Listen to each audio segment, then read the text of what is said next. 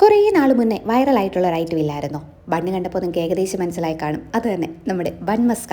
ഇതിപ്പോൾ ലൈം ലൈറ്റിലുണ്ടോയെന്നറിയില്ല. ആ സംഭവം കേട്ടോ ഞാൻ ഇന്ന് ഉണ്ടാക്കാനായിട്ട് പോകുന്നത്. ബണ്ണ് ഭയങ്കര സോഫ്റ്റ് ആയിരുന്നതുകൊണ്ട് മുറിച്ചെടുക്കാൻ കുറച്ച് പെടാപ്പാട് പെട്ടു കൂട്ടോ.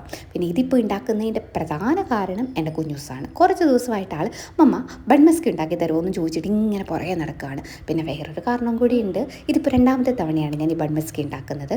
അപ്പോൾ ആദ്യത്തെ തവണ ഉണ്ടാക്കാൻ വേണ്ടിയിട്ട് വാങ്ങിച്ച മിൽക്ക് മെയ്ഡ് അതങ്ങനെ ഫ്രിഡ്ജിലിരിക്കുകയാണ്. അതിനിവിടെ പ്രത്യേകിച്ച് വേറെ ഒരു ഉപയോഗവും ഇല്ലാത്തത് കൊണ്ട് അതെങ്ങനെയെങ്കിലും തീർക്കണം.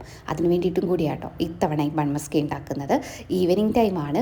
പിന്നെ ഇത്തവണത്തെ ബൺമസ്ക ഞാൻ ഉണ്ടാക്കുന്നത് എൻ്റെ ഒരു ഇഷ്ടത്തിനാട്ടോ. ഇത് ഞാൻ വേറെ ഒരിടത്തും നോക്കിയില്ല. ആദ്യത്തെ തവണ ഉണ്ടാക്കിയപ്പോൾ യൂട്യൂബിലൊക്കെ നോക്കി അളവൊക്കെ ഭയങ്കര കൃത്യമായിട്ടാണ് ഉണ്ടാക്കിയത്.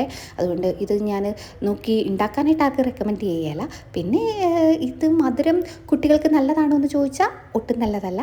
ഇത് ഞാൻ അവർക്ക് റെക്കമെൻഡ് ചെയ്യേയില്ല. പിന്നെ കൊതി പറയുമ്പോൾ നമ്മൾ ഉണ്ടാക്കി കൊടുക്കുമല്ലോ, അങ്ങനെ ഉണ്ടാക്കി കൊടുക്കുന്നതാണ് കേട്ടോ.